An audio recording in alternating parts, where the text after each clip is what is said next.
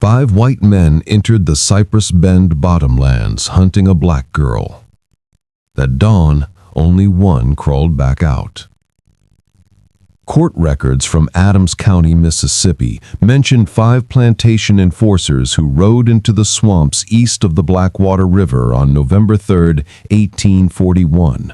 Only one returned, pieces of his mind left behind in water the color of ink. The county doctor noted he could not speak for nearly a month. When he finally did, he drew strange symbols in the dirt of the jail yard, markings that elders from the nearby Choctaw community recognized as a sign meaning the hunted becomes the hunter. The truth of what happened when 5 armed men chased a 16-year-old girl into wilderness she knew better than her own heartbeat was buried, burned, and denied across every plantation within 50 miles. But fragments survived in testimonies whispered by the enslaved, in old Choctaw stories that resurfaced years later, and in the man's own trembling accounts after he regained enough sense to form words. That is the story you're about to hear, a story that terrified men who believed numbers, guns, and whiteness guaranteed victory. The region between Natchez and Woodville was a strange place in the 1840s, too wild for wealthy planters to fully tame, too close to old Choctaw territories that had been emptied only a decade earlier during forced removal. The land was a patchwork of struggling cotton farms and unforgiving swamplands where cypress trees stood like watchmen older than the country itself. The Cypress Bend bottomlands, stretching from the Blackwater River down into Louisiana marsh, had a reputation. Even the Choctaw people, expert trackers, warned their children never to wander certain channels. The land there didn't move the way normal land moved. Water shifted direction without wind. Ground that looked solid swallowed anything heavier than a raccoon. Heavy curtains of Spanish moss hung so thick you could lose a full-grown man 2 feet away. This was the back boundary of the Dawson plantation, 600 acres of depleted soil and decaying structures owned by Marshall Dawson, a planter who'd failed in South Carolina, failed again in Georgia, and reinvented himself a final time in Mississippi. Every bank that ever loaned him money regretted it. His fields refused to yield cotton like his neighbors. His debts rose like floodwater. To compensate, he ran his plantation with brutality that made even other planters whisper. Dawson employed 5 enforcers, not overseers in the traditional sense, but hardened men accustomed to violence. No plantation with sense hired them. This was the place men ended up when they'd been fired everywhere else. The leader was Clifford Hale, a 45-year-old man known for keeping meticulous ledgers of punishment, how many lashes a person could endure before losing field strength, how long a man could work without water before collapse. His younger brother Elias Hale worked as his second, impulsive and cruel in ways that lacked even Clifford's cold logic. The other 3, Rufus Stiles, Derek Moore, and Jedediah Cole, were younger, eager, and unrestrained, men who drank hard, bragged harder, and obeyed Clifford without question. Among the 42 enslaved people on Dawson's land was a girl named Mira, 16 years old. Her mother, a Choctaw woman named Wapanala, had been seized during the removal years, a woman who should have been under federal protection but was instead sold quietly into forced labor. Mira's father had been an African man trafficked illegally through Mobile Bay. Mira inherited her mother's knowledge of the swamp and her father's ability to build tools out of nothing. When Wapanala died of fever the year prior, she left her daughter not only grief but everything she knew about the Cypress Bend bottomlands, how the water spoke if you listened, how to navigate by moss and by the lean of cypress knees, how to disappear in land that swallowed footprints. Mira worked in Dawson's kitchen garden near the main house, a safe place for a young girl according to the lies planters told themselves. But Dawson's wife had died, and without a woman in the house, the enforcer's eyes drifted. Mira learned early to keep distance, to sense danger before it reached her. She tried, but danger found her anyway. The morning of November 3rd began buried in fog so dense the cabins vanished from sight. Work began at dawn as always. Mira carried water gourd to the field hands, staying near groups, never alone. But around mid-morning, Elias Hale approached her with a tone she recognized, a tone her mother had warned her about. He told her to come to the enforcer's shed. Mira did not obey. She walked toward it only long enough for him to see her moving, then continued past the shed, down the rear slope, toward the bottomlands. Elias shouted. The other enforcers looked up. Clifford stepped out with rope coiled over his arm. They saw her heading for the swamp. Mira walked faster.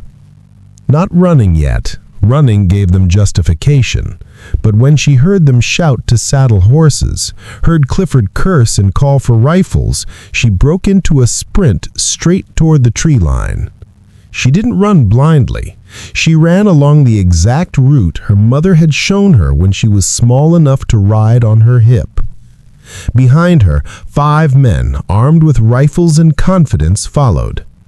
What they didn't know, what no white man on Dawson's land knew, was that Mira had been preparing for this since the day her mother died. Quietly, carefully, piece by piece, she had hidden supplies across the swamp. A kitchen knife wrapped in cloth and stashed inside a hollow stump. Dried meat inside pouches made from animal bladder. A flint stone. A coil of vine rope. Herb bundles to keep snakes away. The swamp was not her escape route. It was her home turf. The men entered the tree line 12 minutes behind her, shouting to each other, laughing, swearing they'd catch her within the hour. Clifford told them Dawson wanted her back undamaged because damaged property lost value. But the younger men made their intentions clear in language Mira thankfully didn't hear. The hunt began, and within 2 hours, the roles would reverse. The first hours of the chase unfolded exactly as the men expected. Mira's trail was easy to follow. At first, broken reeds, footprints pressed into soft mud, droplets of water shaken from her braid, branches pushed aside. Clifford Hale, proud of his tracking skills, pointed each sign out with smug authority. To him, this was nothing more than routine punishment.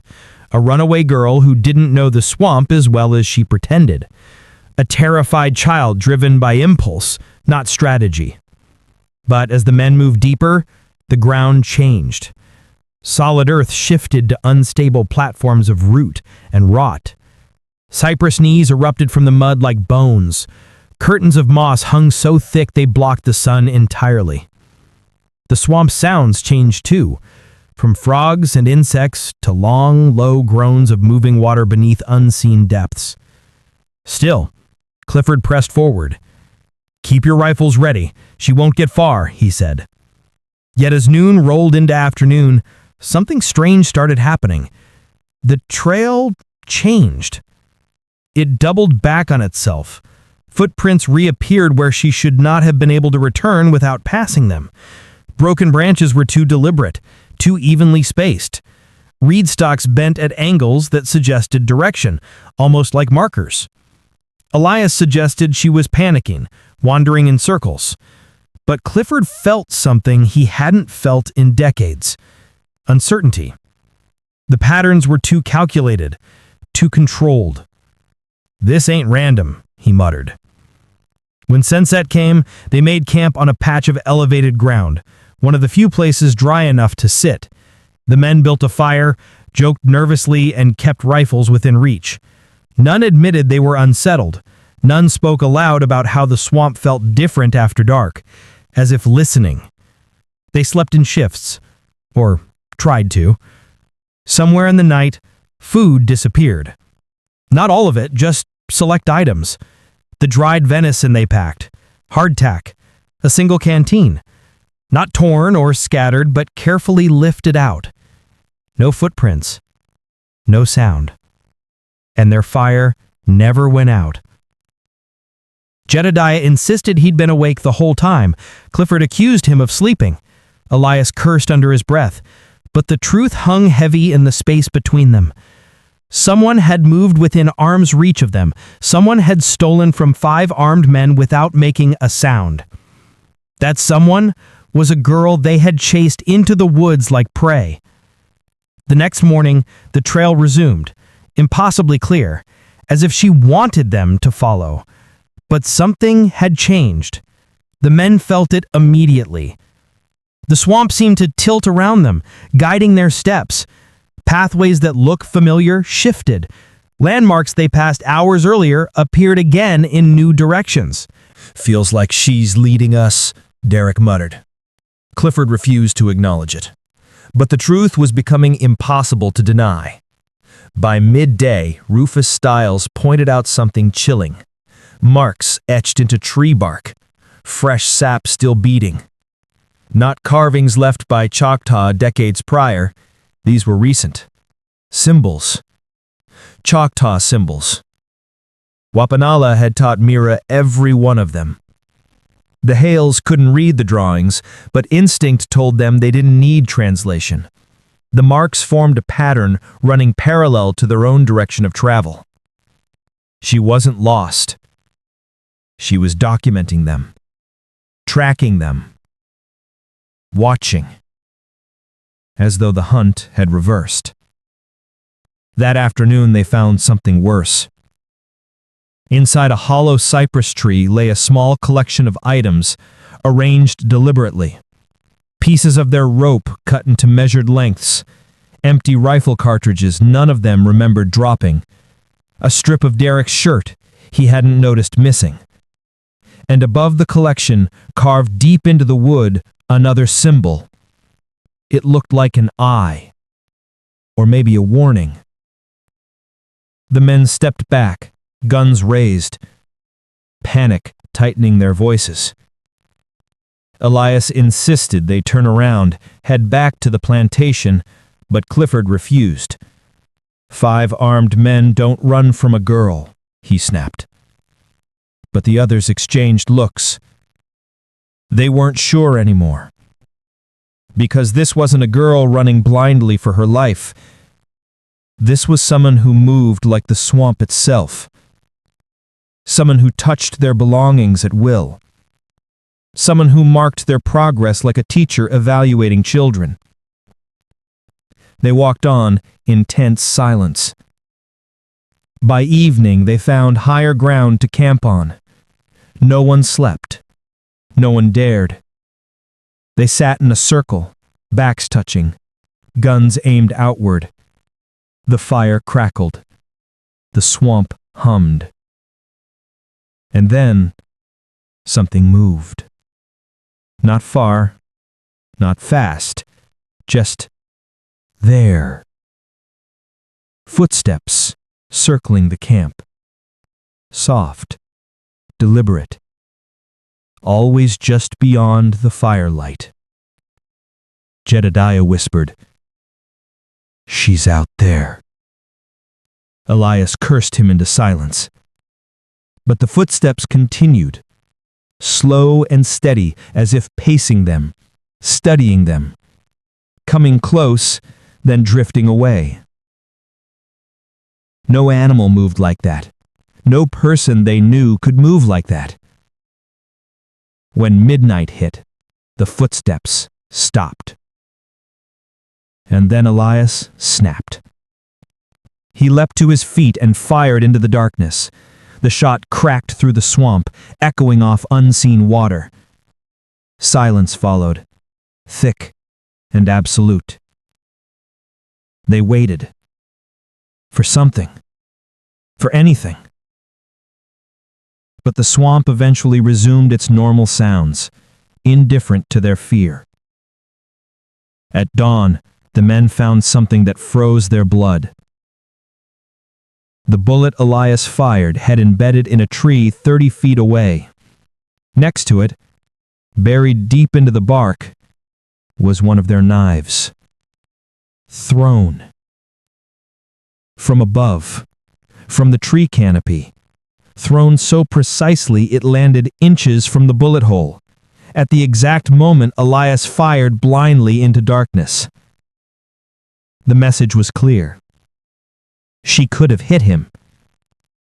She didn't. She was demonstrating skill, not violence.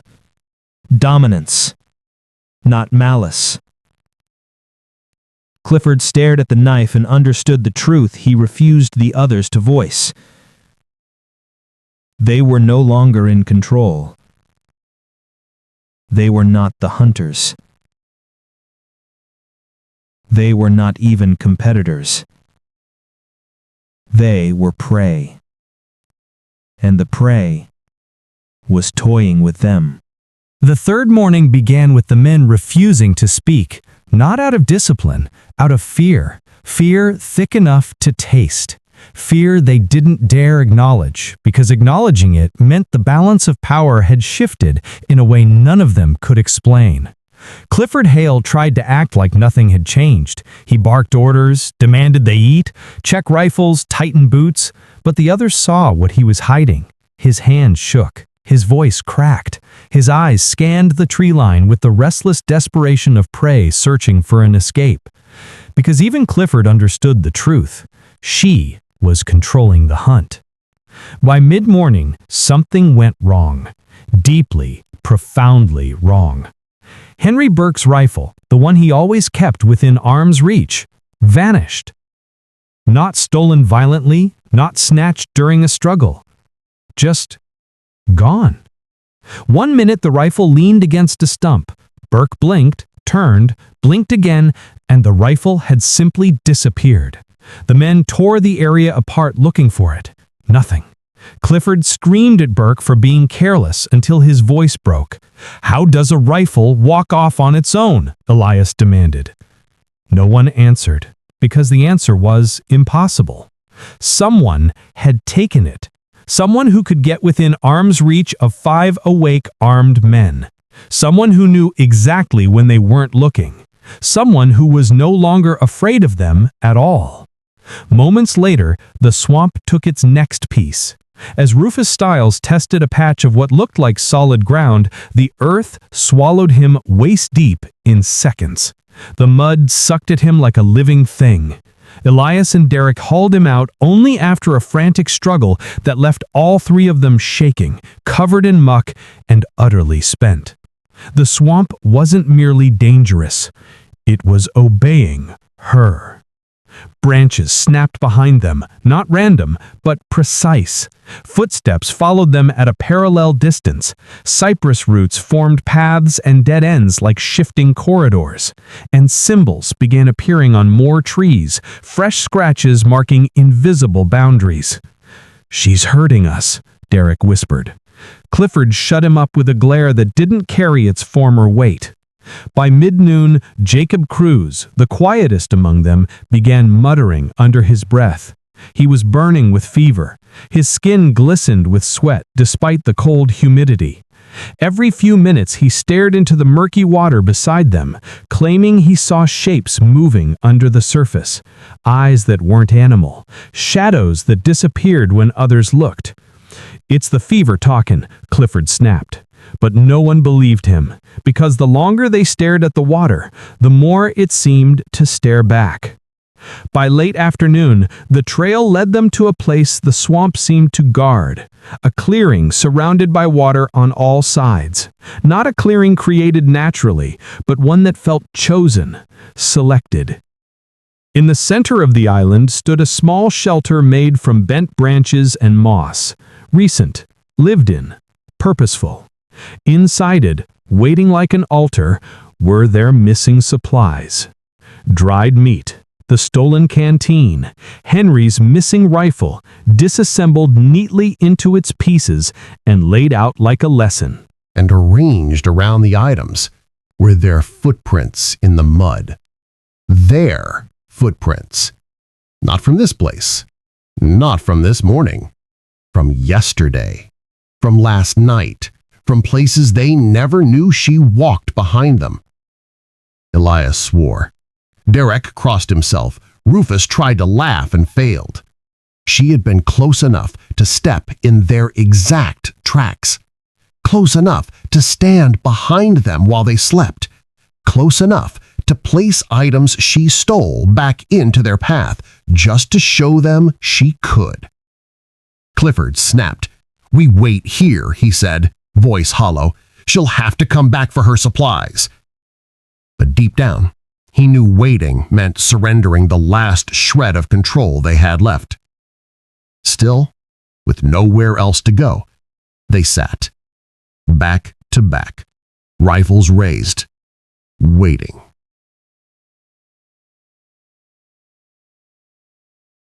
That night was worse than all that came before. At first, the swamp hummed. Then, footsteps resumed. Not one pair, several. Too light to be men, too heavy to be animals. They circled the camp like wolves, sometimes rushing closer, sometimes stopping entirely. Elias fired twice into the darkness. No effect. Derek threatened the unseen presence. No answer. Silence pressed against them so thick it squeezed the air. Then the voices came. Whispers, at first faint, then unmistakably close, between the trees, around the shelter, above their heads. A woman's whisper in Choctaw, then English, then something else, older, softer, almost lullaby-like. The men froze.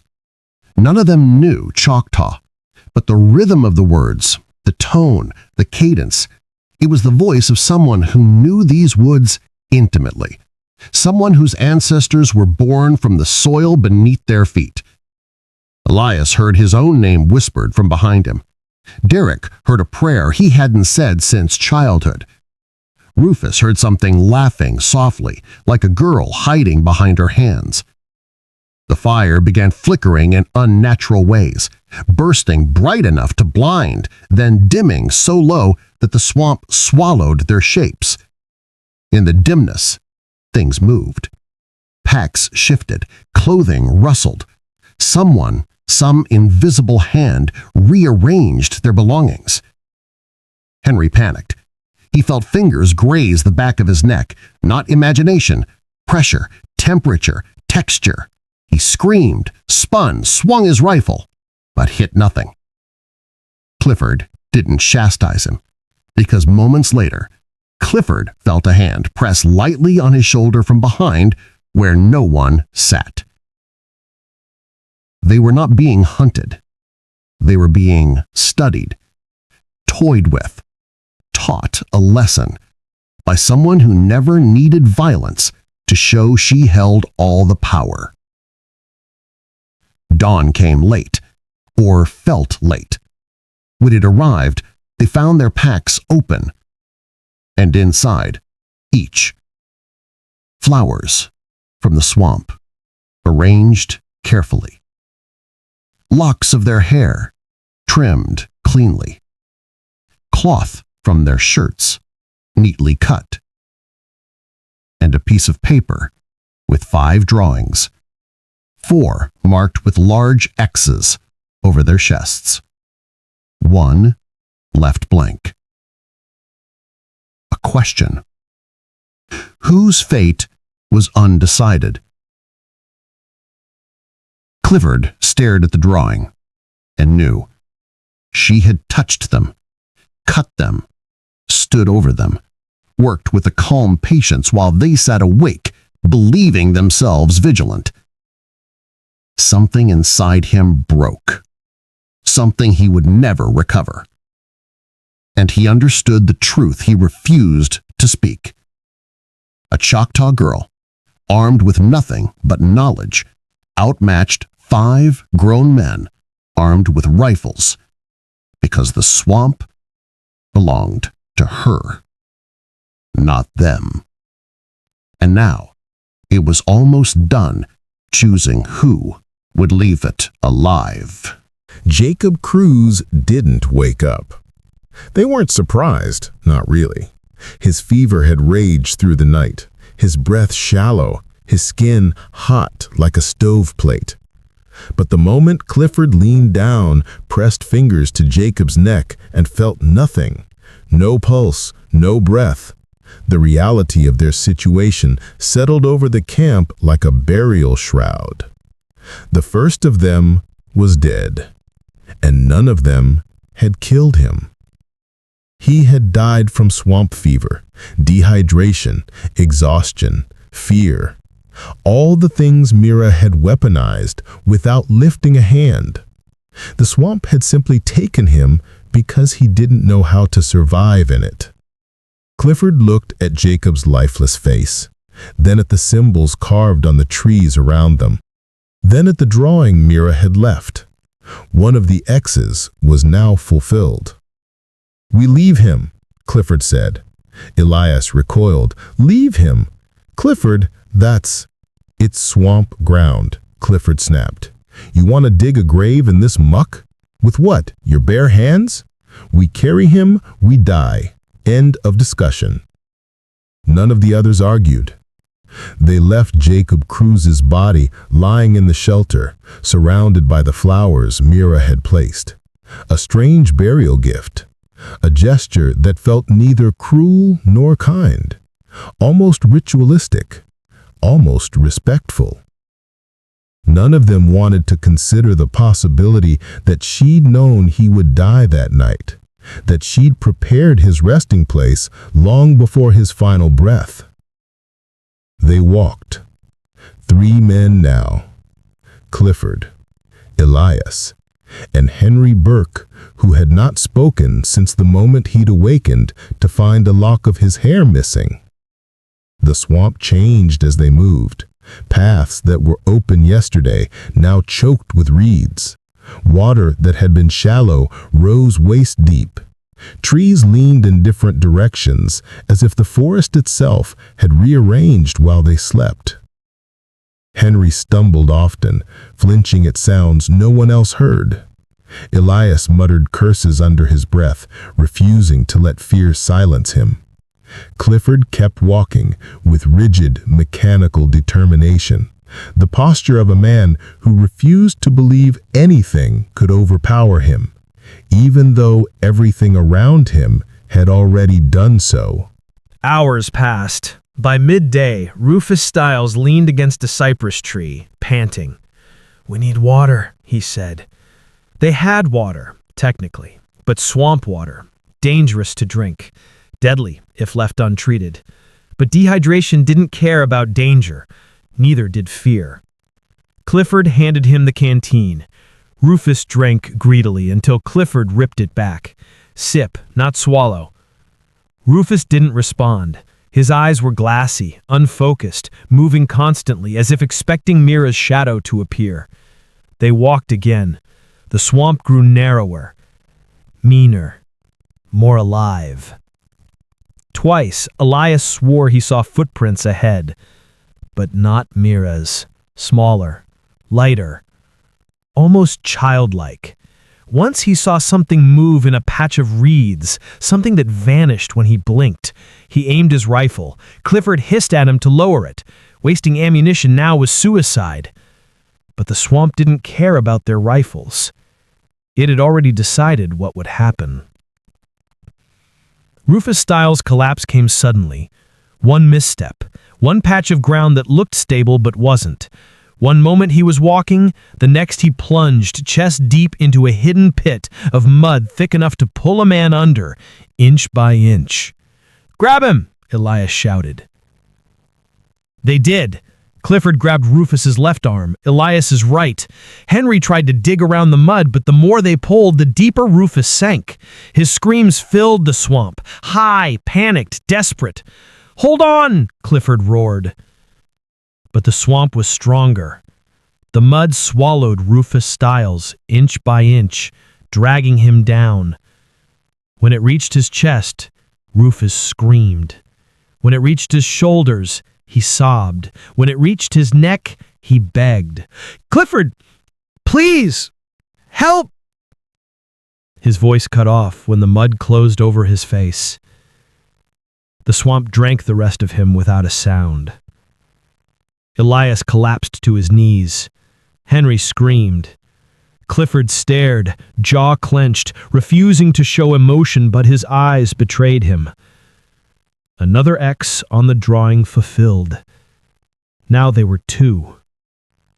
Two exhausted, terrified men moving through a swamp that felt increasingly alive, increasingly intentional.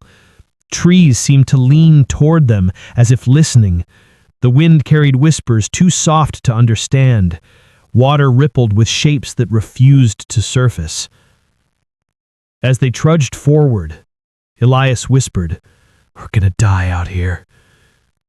Clifford ignored him. But the swamp didn't. Near sunset, they reached another clearing, smaller, darker, more enclosed. A ring of cypress trees circled it like guardians. And Mira stood on the far side. For the first time since the chase began, she appeared in the open, sunlight hitting her face through a break in the canopy. She wore the charcoal markings her mother taught her to paint, black streaks across her cheeks, lines down her arms, patterns from Choctaw stories of hunters and spirits. She held a bow of bent willow wood, strung with woven sinew, not drawn yet, but ready. Behind her lay all their missing items, rope woven into snares. Their bullets laid in a neat line, Henry's disassembled rifle pieces arranged like a lesson. She had not fled blindly. She had been preparing, waiting, choosing the moment. Clifford raised his gun. Elias followed, though his hands trembled. Mira didn't flinch. Her voice came steady, strong, clear enough to carry across the water. "You came here to harm me," she said. "You thought the swamp belonged to you, but it belonged to my mother, and her mother, and her mother before that." Elias barked, "You killed Rufus! You killed Jacob!" "No," she said calmly. "The swamp took them. You entered land you don't understand." Clifford's voice cracked when he spoke. "We're taking you back." Mira tilted her head. "Try." Clifford pulled the trigger.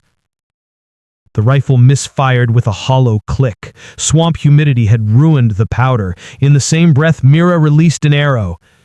It struck the ground 6 inches from Clifford's foot, perfectly placed. A warning. A demonstration. She could have ended his life. She chose not to. Her bow was strung again before either man moved. "This hunt is over," she said. "One of you walks alive to tell the others what happened." Elias's breath hitched. His voice cracked. "Why let anyone live?" "Because dead men don't deliver warnings," she answered. Clifford stared at her.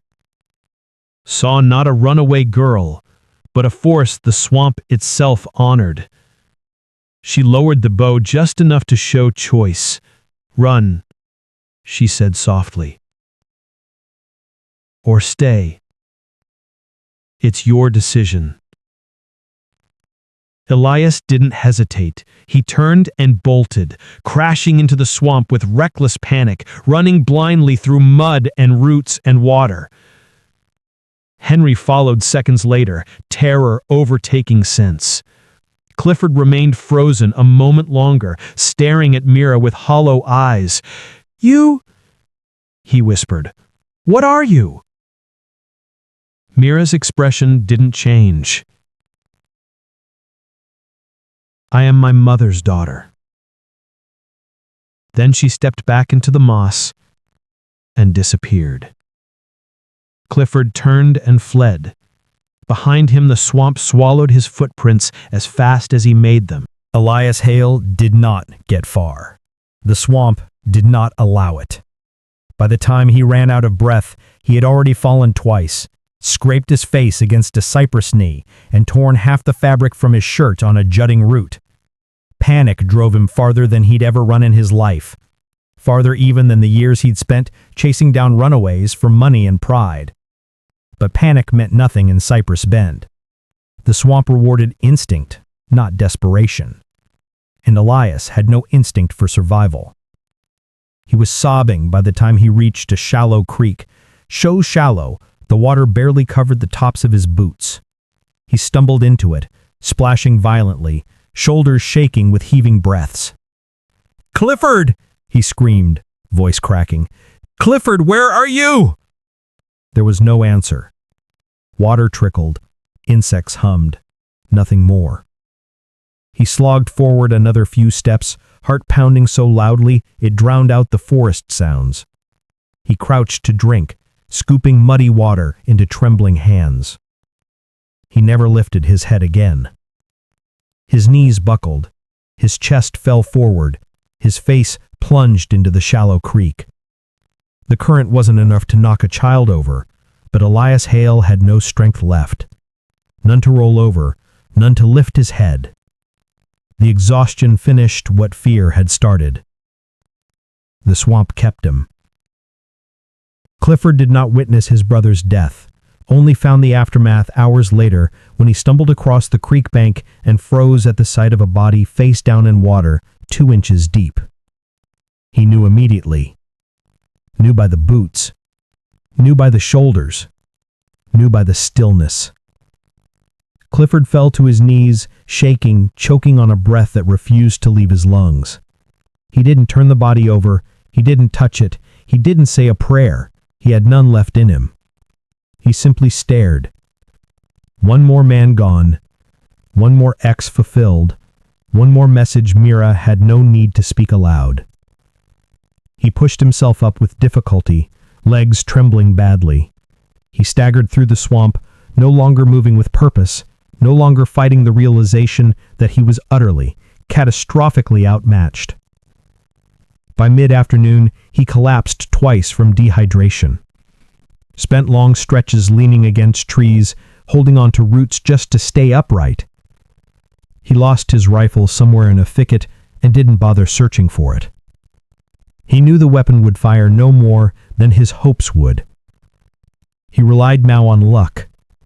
But luck was as foreign to the swamp as forgiveness. Night came early. Or perhaps Clifford simply lost the ability to tell time by the sun, its position swallowed by the canopy overhead. He walked through a dim world without direction, without meaning, until he heard something that brought him back to himself. Singing. A girl's voice. Clear, soft, carrying through the stillness. He spun around, searching for it, stumbling through reeds that whipped his face. The song drifted from all directions at once, impossible to locate. Choctaw words at first, then humming, then nothing. Clifford sank to his knees. "She's everywhere," he murmured, voice cracking. He didn't know how long he stayed like that.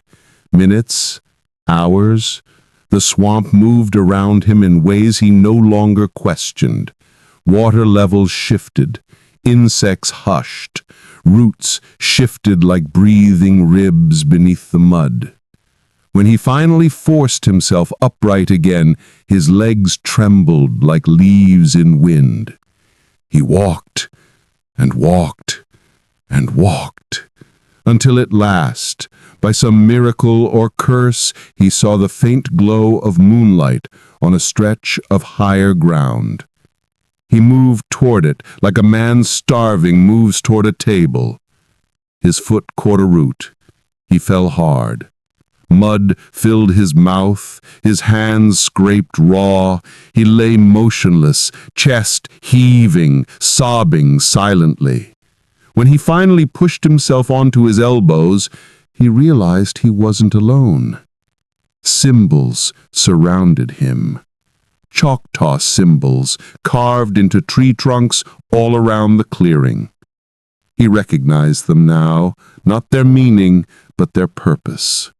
Markers, guides, warnings. And every one of them described his path, not hers. She had carved them after following him. She had been behind him every step of the way. Clifford scrambled backward, away from the symbols, until his shoulders hit something solid, a tree. He turned his head slowly and saw an arrow stuck in the bark inches above his ear. Placed there while he slept, while he ran, while he struggled through mud. He didn't know, and he didn't want to. He ran again. Not because he thought he could escape, but because instinct demanded movement. The swamp didn't stop him this time. That terrified him more than when it had. He was being allowed to leave. Guided even. He stumbled through hanging moss, splashed blindly through knee-high water, crawled under fallen logs when he lacked the strength to climb. Hours passed, or maybe it was only minutes. His mind could no longer measure time. Reality dissolved into a blur of roots, shadows, water, and Mira's laughter echoing faintly behind him. Real or imagined, he never knew. By the time the tree line broke open and he saw the faint outline of a fence post in the distance, Clifford Hale fell to his hands and knees. He crawled, less a man than a dying animal seeking somewhere to collapse. He crawled until his hands sunk into firmer soil, the kind not found inside Cypress Bend. He crawled until he could see moonlight on open pasture. He crawled until for the first time in days he felt the swamp behind him rather than around him.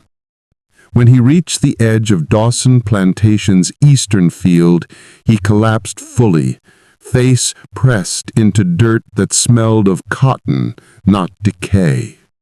Workers found him at dawn. They carried him back toward the quarters, horrified by the patterns of scratches across his face and arms, the missing patches of hair, the torn clothing, and the wild look in his eyes. Yet Clifford spoke no coherent words for days, and when he did, all he said was, "She let me go. She let me go. Only her choice. Only her choice." Dawson himself did not bother organizing a rescue party. He sent the sheriff a message in that cold, clipped voice he used when his world spiraled out of his control. 5 men entered the swamp. 1 returned. "My property has been stolen. Retrieve it." The sheriff did not respond for 3 days. When he did, his words chilled Dawson more than a bullet ever could. "I am not sending men into land where 5 armed enforcers were overcome. Find someone else." No one else volunteered. No one else would. And Mira remained, lost.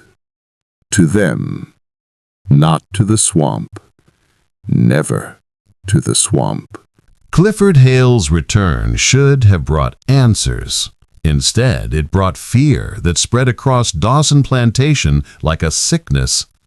The enslaved workers whispered in corners, careful to keep their voices low, but unable to hide the quiet spark of something that had not existed here before: hope. They had heard what happened in the swamp. They had seen the man who once beat them until their backs split open, now curled in a corner of the overseer's cabin, shivering at the sound of wind through the trees. They had seen the once fearsome Hale brothers now reduced to 1 broken survivor and 1 body bloated in a shallow creek. And though Dawson tried to hide the truth, tried to bark orders, tried to restore some illusion of control, the plantation felt different now. The balance had shifted. Not openly, not loudly, but undeniably. Clifford's testimony, once it finally came, disturbed even those who refused to believe in ghosts or spirits or curses. He described the footsteps around their camp, the laughter carried by wind with no source, the food taken without a rustle of leaves, the arrows placed with surgical precision, hands touching them while they sat awake, convinced they were alert. He described being watched from above, below, behind, everywhere at once. He described symbols on trees he couldn't understand, but that the Choctaw elders in Natchez later recognized as warnings, boundaries, and records. He described her, Mira, a girl who moved like smoke, like she wasn't walking so much as gliding from place to place. A girl who knew where we'd step before we stepped there. A girl who never needed to kill us, just showed the swamp where to push us.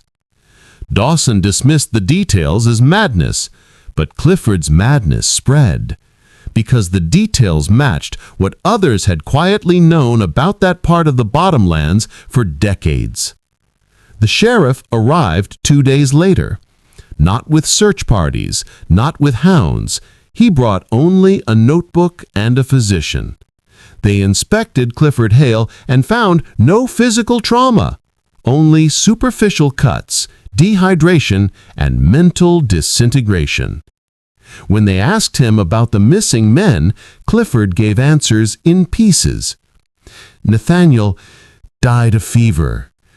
We couldn't carry him. Rufus sank. The mud took him, fast. Elias, I didn't see him nigh, but the swamp doesn't give back what it takes. And Jedediah, the sheriff asked. Clifford shook his head. I don't know. 1 minute he was behind us, then he wasn't. And the girl? Clifford froze.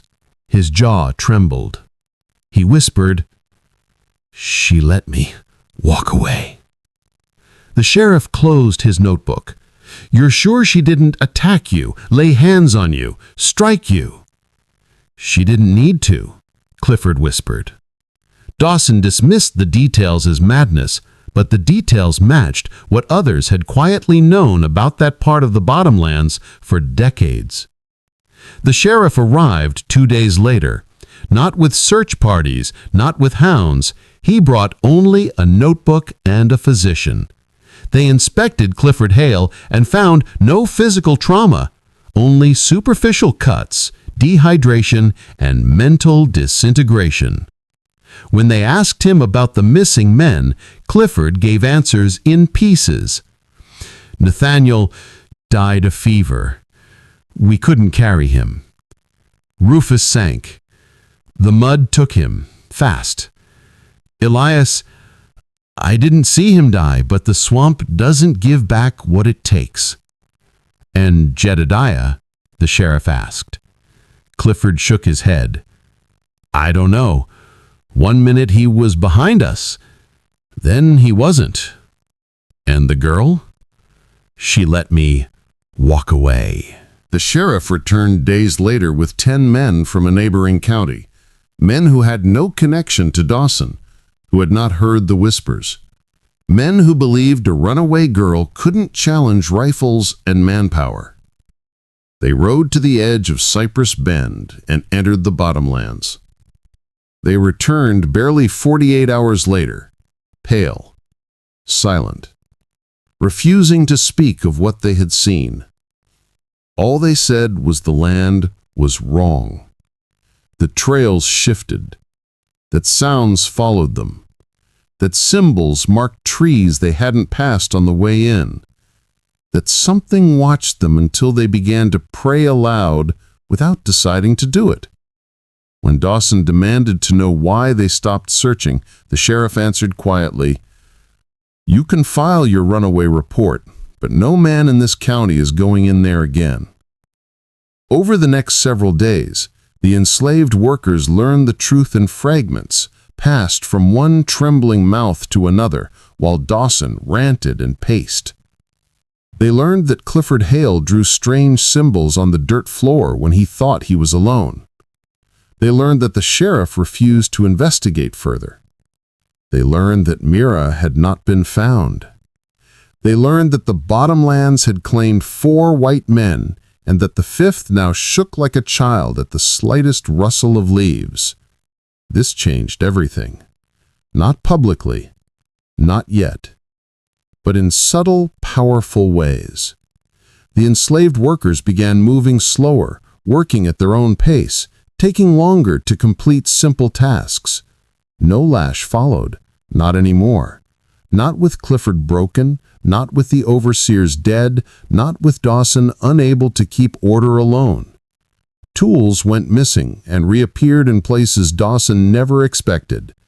Cotton bales weighed less than they should, though Dawson personally oversaw measurements. Fence posts collapsed and needed rewiring. Mule harnesses broke. Lanterns ran dry. Nothing dramatic, nothing overt, nothing punishable, but everything intentional. And Dawson noticed. He noticed he no longer inspired fear. He noticed eyes that once lowered at his approach now held something else.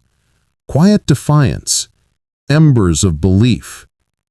He tried to reassert control, tried to demand obedience, tried to threaten punishment. But punishment meant nothing if no one feared the punisher. And now, they feared someone else entirely. The swamp girl. The one who changed the rules. Meanwhile, in a dark room on the plantation, Clifford Hale spiraled deeper into madness. He refused to sleep unless all lamps were lit. He refused to turn his back to windows. He refused to walk near the eastern edge of the plantation where the trees thickened. He refused to hear Mira's name. Sometimes, without warning, he dropped to his knees and began drawing the symbols again. Choctaw symbols he didn't know the meaning of, carved with trembling fingers into the dirt floor. Circles, lines, eyes, paths, branch patterns. He didn't know why he drew them.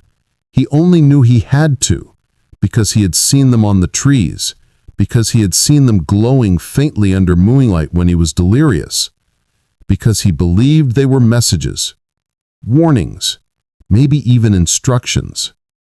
When the doctor from Natchez examined him a final time, he concluded, "He is physically recovered, but mentally shattered. He should not return to work. He is not a danger to others, only to himself."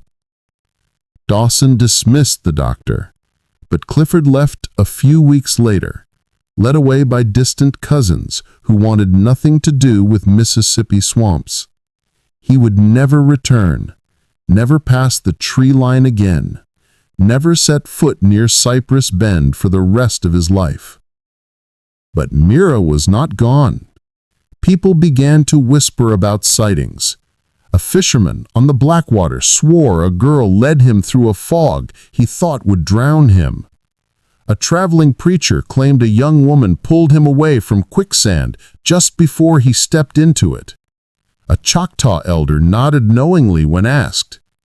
These stories traveled far, north, south, across plantations, across counties, across the river. Stories of a girl who knew the swamp's language, a girl the bottomlands obeyed, a girl who turned hunters into prey, a girl who walked through cypress corridors like a spirit carved from water and moss. A girl named Mira, who refused to be caught and had no intention of letting her mother's land belong to anyone else. Mira never returned to Dawson Plantation. Not once, not for anything. Dawson filed an official runaway slave report with Adams County, listing her age, her height, her mixed Choctaw and African ancestry, and the circumstances of her disappearance. But the sheriff barely glanced at the paper. He didn't organize a posse, didn't form a search party, didn't ride to the bottomlands with hounds or guns. When Dawson demanded to know why, the sheriff simply said, 5 armed men went in there after her, and 4 of them died. If you think a deputy's going to do better, you're a bigger fool than I thought.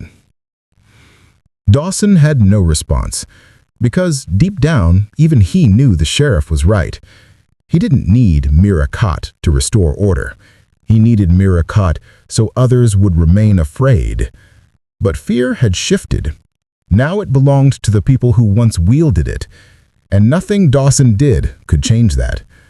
The enslaved workers hid their satisfaction well when he watched. When he didn't, their whispers carried through the quarters like sparks leaping from ember to ember. She survived. She beat them. She learned the land from her mama. She made the swamp choose her. They told the story at night, over cooking pots, in the cotton sheds. Quietly, carefully, but with a fire underneath their words. Every telling grew slightly different. Some added supernatural twists, others sharpened the truth into a mythic blade. But the heart of the story never changed. A girl had outrun 5 white men. A girl had used knowledge older than America itself. A girl had turned hunters into prey. A girl had forced the land to answer to her, not them. That was the part that mattered. That was the part that spread. Within 2 weeks, enslaved people across neighboring plantations were retelling the story. Within a month, it had reached Natchez. Within 3 months, it reached the Mississippi River crossing at Vidalia. Men whispered it to each other in fields. Women whispered it to their children at night, passing it like an heirloom. Some stories survive because they're recorded, others because they refuse to die. Mira's story wasn't written in any book. It lived in people, in their hope, in their quiet belief that the world they knew could bend in ways their owners pretended it never could. The effects at Dawson Plantation were immediate. Not open rebellion, not violent uprising. Something quieter and more dangerous. The enslaved workers realized the overseers weren't gods. They weren't invincible. They weren't even particularly strong once the rules changed. So they began to change the rules. Work slowed. Tools broke. Fences sagged. Cotton bales came in light. Harnesses frayed. Fires burned a little lower. Axes dulled more often. Dawson barked orders. They nodded politely, then continued at their own pace. He tried to recruit new overseers. None came. Word had already spread through that underground network of overseers, traders, and trackers. Don't work for Dawson. His last 5 men walked into Cypress Bend. 4 never came back. The one who did lost his mind. Men who needed the money suddenly didn't need it that badly. Men who could be bought suddenly felt too expensive. The plantation's productivity collapsed. By 1842, Dawson was drowning in debt. By 1843, he petitioned the bank for another loan. It was denied. By the end of 1844, he sold the land at a loss so steep it nearly broke him. The new owner tried to restore order, with violence, with threats, with hiring men who had reputations blackened by brutality. But the soil wouldn't yield, and neither would the people. The property changed hands 3 more times over the next decade, never turning a profit, always cursed by reputation. Each owner eventually learned what the first never accepted. You can buy land, but you cannot force it to obey. Not if the land remembers something older. Not if the land has already chosen sides. Meanwhile, the bottomlands themselves gained a new legend. The sheriff reported that hunters passing through found Choctaw symbols carved into trees miles apart, fresh, not old. Families camping near the river told stories of hearing footsteps circling their tents at night, soft and deliberate, before the noises vanished. Fishermen swore they saw a girl on the riverbank at dawn, barefoot, charcoal painted across her face, bow in hand, watching them with calm, unreadable eyes. Some waved. A few swore she nodded back. No one ever approached her. No one ever caught her. And no one ever knew for certain whether they saw her or a spirit shaped like her. Stories multiplied. A trapper claimed a girl guided him through fog so thick he thought the swamp meant to kill him. A preacher insisted a young woman warned him away from quicksand. A Choctaw woman in Louisiana said a girl visited her camp one night, asking for herbs her mother once used, and vanished before morning. The descriptions stayed remarkably consistent. A mixed-race girl, slender, calm, eyes sharp as broken flint, moving through the swamp as if it whispered to her. Most dismissed these stories as folklore, but the enslaved people did not, nor did the Choctaw elders. And Clifford Hale, dying decades later in Alabama, still woke screaming from dreams where a girl stood among cypress trees, bow half drawn, waiting for him to look back. He never returned to Mississippi, never went near swamp water again. But he kept a folded sheet of paper, hidden in his belongings until his final breath, covered in symbols he drew compulsively, the same ones he saw carved on trees during those nights he could not forget. He tried his whole life to decipher them. He never succeeded, because the meaning was never meant for him. In the years that followed, one undeniable fact emerged, documented, verifiable, undeniable even by those who hated it. Between 1841 and 1860, enslaved people in plantations bordering Cypress Bend escaped at a rate far higher than the rest of Mississippi, far higher than Louisiana's river parishes, far higher than the national average, and few were ever caught. Search parties rarely volunteered. Dogs refused to track beyond certain points. Men returned pale, trembling, swearing the swamp wasn't natural, that it moved, shifted, watched. Some said they heard whispers in the trees. Some said a girl's laughter echoed through the reeds. Historians have explanations for all of it. Terrain, flood patterns, poorly kept records, fear exaggerating stories, runaway networks using Choctaw trails. But the people who whispered the story at night, the people who needed it, knew the truth. A girl changed the balance. A girl rewrote the rules. A girl walked into the swamp and never walked out because she didn't need to. The swamp walked with her. And even today, people who wandered too deep into the remaining cypress forests swear the air grows colder, the wind grows still, and symbols appear on trunks where none existed moments before. Some say they see a girl standing waist-deep in black water, unmoving, watching. Some say when they blink, she's gone. Some don't say anything at all.